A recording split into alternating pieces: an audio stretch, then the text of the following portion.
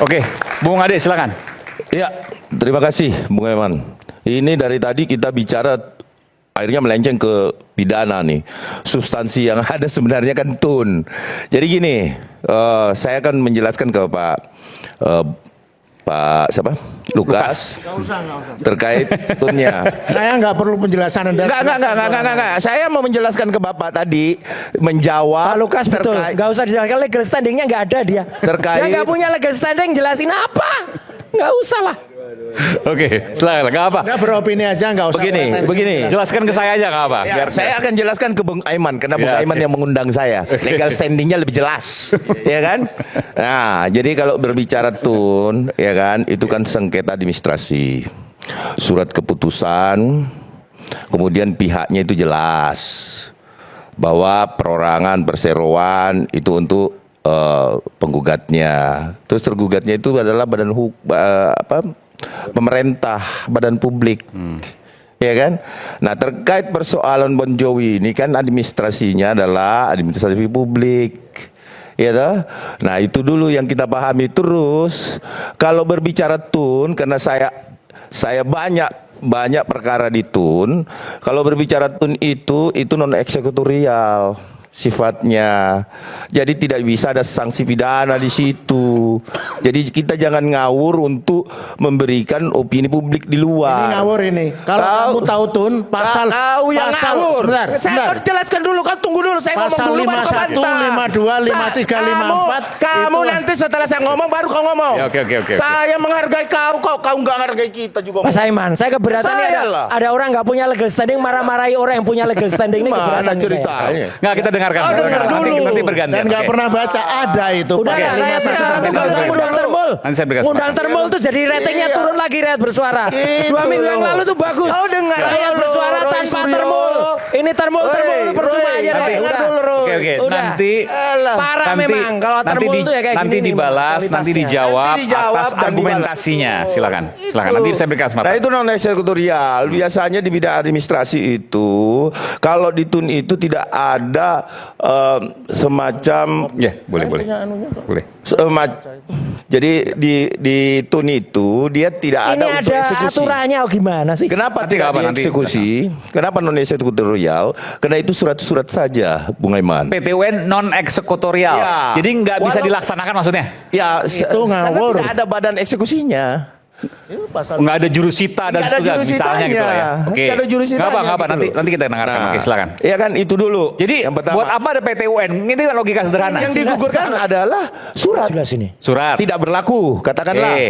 Misalkan SKA itu tidak berlaku. Oke. Terus kemudian kalau KIP, kalau dikuatkan berarti itu berlaku. Kan Misalnya begitu. UGM dalam hal ini, misalnya UGM nih. Iya. UGM kan menolak ya. UGM menolak untuk memberikan. Iya. Tapi UGM dibatalkan oleh PTUN. Iya. Artinya tidak berlaku negasinya. Iya, bisa saja dia memberikan atau tidak memberikan sesuai dengan putusan KIP. Iya toh? Gini, Kan yang saya misalnya UGM. Ya, kalau nih. UGM tidak Saya- memberikan saya- ada sanksi pidana Dan disebutkan 1 tahun atau putusannya. denda 5 juta. Bentar. Boleh sebutkan. Bacakan pasal 52.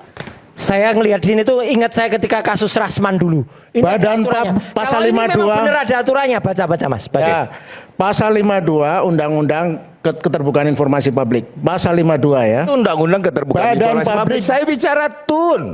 Dengerin Tun itu dulu menguatkan nak. undang-undang keterbukaan ini gimana? Badan sih? publik yang dengan sengaja tidak menyediakan atau tidak memberikan Enggak. dan atau Jadi tidak gini, menerbitkan gini, Bang. informasi publik berupa informasi publik secara berkala, informasi publik yang wajib diumumkan secara serta-merta, informasi publik yang wajib tersedia setiap saat, dan atau informasi publik yang harus diberikan atas dasar permintaan sesuai dengan UU ini dan mengakibatkan kerugian bagi orang lain dikenakan pidana kurungan paling lama 1 tahun dan atau pidana denda paling banyak 5 juta rupiah. Pasal 52. Oke. Sepakat. Undang-Undang 43 tahun Sepakat. 2009.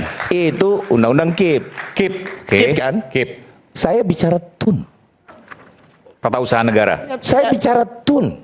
UGM Saya- maju ke TUN itu dengan basis undang-undang KIP. Mengerti Bapak? Mengerti Bapak? Anda yang begini. Anda yang begini. Anda yang begini. Ya, jangan nantangin saya, Bung. Oke. Kalau saya menghargai Anda, saya makanya mau jelaskan. Baca. TUN itu tidak non eksekutorial putusannya. Karena kenapa? Tidak ada jurusita, itu yang pertama. Yang kedua, yang digugurkan itu biasanya cuma administrasi atau surat menyurat. Sertifikat, kemudian surat keputusan, dan lain maunya sebagainya. kamu. Itu adalah ranahnya Tun. Nah kemudian dia memperkuat, itu terserah dari undang-undang KIP-nya. Kalau memang ada di situ sanksi, bisa nggak dijalankan itu kepada UGM nantinya? Dia berikan kok, UGM memberikan kok. Kalau memang perintah aja. Dan perlu diingat bahwa putusan Tun ini belum final.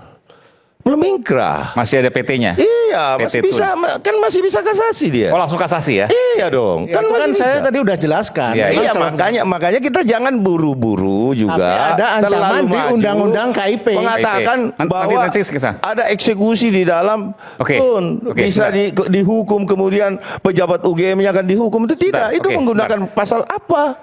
Itu Oke. undang-undang KIP. Dari mana Anda kemudian bisa mengatakan bahwa Tun tadi itu atas KIP tersebut? Ya kan memang Bon Jovi itu menggugat UGM tentang basisnya Undang-Undang Keterbukaan Informasi Publik. Oke. Jadi karena UGM menolak memberikan sejauh ini ya sampai menolak misalnya dengan banding. Nanti kalau putusan Mahkamah Agung juga menguatkan putusan Komisi Informasi. Oke. Nah kalau melawan itu, misalnya mencuekkan itu. Iya. Karena ada cerita beberapa kali terjadi itu akan bisa dipaksa melalui pengadilan negeri. Melalui? Melalui pengadilan. Berarti harus sidang lagi atau gimana? Ya bukan sidang, tapi Kan non-eksekutorial. memang pengalaman kami mengajukan surat ke pengadilan negeri untuk Bentar, memaksa. bentar. Makanya gini. Untuk memaksa. Misalnya di kasasi nanti menang lagi katakanlah gitu lah ya. Lalu kemudian pengadilan negeri yang melakukan eksekusi kan? Ya, kita Gimana meminta caranya? pengadilan negeri untuk Oh, hanya berupa surat putusan tadi. Ya. Oke, lalu nanti pengadilan negeri yang melakukan eksekusi. Silakan. Jadi gini, kalau di pengadilan negeri itu kan ranahnya berbeda lagi. Nggak bisa dari Tun nyebrang ke Nggak situ. bisa dong. Masa ranahnya Tun masuk ke peradilan umum? Ya, memang Ya itu kan? aturannya begitu. Dia nggak tahu aturannya kayaknya. justru saya nanya aturannya yang mana gitu loh. Yang menyatakan bahwa Tun ketika terjadi pemenangan bisa dieksekusi melalui peradilan umum. Jadi menurut Anda Tun itu hanya menyatakan asli, Bahwa tidak asli. putusan KIP itu berdasarkan surat nomor 3 dan lain-lain ya. Saya lihat ini nomor 3 tahun 2025 Ya. ini itu adalah tentang penetapan klasifikasi informasi yang dikecualikan. Itu yang bisa dibuka ke publik. Kan itu persoalannya. Yang kemarin bahwa kemudian UGM keberatan, Ya. maka UGM menggugat itu. Kenapa? Dan ditolak. Dia melindungi KHS tadi. Oke. Kan begitu. Dan kemudian ditolak oleh Tun. Ditolak. Konsekuensinya adalah Konsekuensinya dia harus membuka kepada publik. siapa?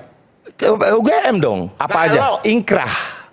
Kalau ingkrah. Tunggu kasasi lagi Iya berarti. dong, Oke. itu dulu. Berarti ketika kasasi nanti misalnya katakanlah UGM kalah lagi, maka harus dibuka tuh KHS, legalisir. Ya apa yang semua. dimohonkan? Oke, apa yang yang tadi. dimohonkan di KIP? Oke. Apa yang dimohonkan Ya, di KIP? sebenarnya satu suara dong ini. Iya, tetapi yang tadi Saya saya mau nggak jawab. ngakuin ada ancaman pidana 1 tahun. Oh, ancaman pidananya. Ya Oke. itu KIP. Makanya saya bilang Oke, tadi. sekarang saya tanya lagi. Kalau seandainya nanti kasasi UGM kalah lagi, maka harus membuka kan UGM? Ya. Kalau UGM nggak mau buka juga ada konsekuensi nggak? Ya konsekuensinya kalau misalkan memang beliau ambil langkah hukum, apakah bisa undang-undang KIP itu menjerat orang yang tidak memberikan itu dari Dengan lembaga datang ke UGM? pengadilan negeri bawa putusannya, mintakan permohonan ke PN. Siapa yang mau dihukum di UGM? Tidak membuka itu. Misalkan siapa? Ya pengalaman kami di sidang dulu pemilu, sengketa pemilu, kami meminta beberapa dokumen terkait Sirekap waktu itu. Oke. Kalah terus kan KPU-nya dan endingnya memang harus dipaksa. Dan yang bisa memaksa itu pengadilan. Jadi kita cukup menyurati, kita tunjukkan putusan-putusan yang Bukan tadi pertanyaan ini. Kalau seandainya kemudian dipaksa dan kemudian diberlakukan pidana tadi berapa 1 tahun penjara ya? 1 tahun dan denda 5 atau denda, atau atau denda, ya? 5 juta rupiah tadi. Siapa yang bakal dihukum dari UGM?